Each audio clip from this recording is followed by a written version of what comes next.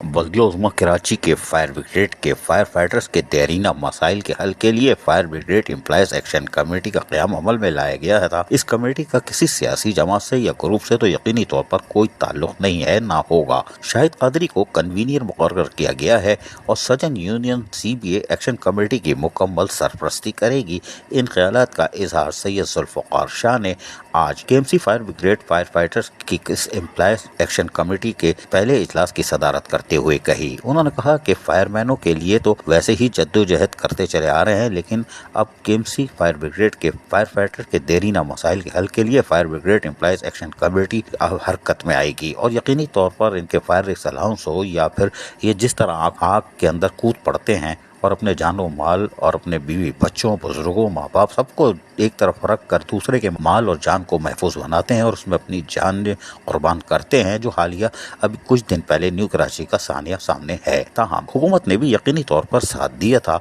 और वजीर बल्दिया सैयद नासिर हुसैन शाह आगे आए थे, ये हम बताते चले आ रहे हैं। लेकिन आज जो है ये एक्शन कमेटी यकीनी तौर पर अमली तौर पर फायर मैनों के लिए और फायर ब्रिगेड के महकमे की तरक्की और खुशहाली के लिए अब संजीदगी से इंतहाई मेहनत से काम करेगी और सजन यूनियन के सदर सैयद जुल्फ़िकार शाह ने भी यकीन दहानी करा दी है कि मुकम्मल सरपरस्ती की जाएगी ताकि जहां फायर मैनों के मसाइल हल हो वहीं फायर ब्रिगेड को भी उनके पैरों पे इस तरह खड़ा किया जा सके वो कि शहर में लगने वाली आग पर हंगामी बुनियादों पर जिस तरह पहुंचते हैं उसी तरह जद्दोजहद करके आग को जहाँ बुझाते हैं, लोगों के जानो माल को महफूज रखें और महफूज रखने के लिए इक़दाम करें, ताहम उनको भी तमाम तर साजो सामान के साथ भेजा जाए, जिसके लिए वो यकीनी तौर पर आइंदा एडमिनिस्ट्रेटर या मेट्रोपॉलिटन कमिश्नर से भी मुलाकात करेंगे और फायर ब्रिगेड को एक मजबूत इदारा बनाने की हर मुमकिन कोशिश करेंगे ताकि फायरमैनों की खुशहाली भी यकीनी हो सके। अजीज आरिफ, KBS बल्दियाती न्यूज़ कराची। ऐसी ही खूबसूरत वीडियोस फ्यूचर में हासिल करने के लिए रेड बटन पर क्लिक करके और बेल आइकॉन को प्रेस करके हम सबके सब्सक्राइबर बनना मत भूलिए।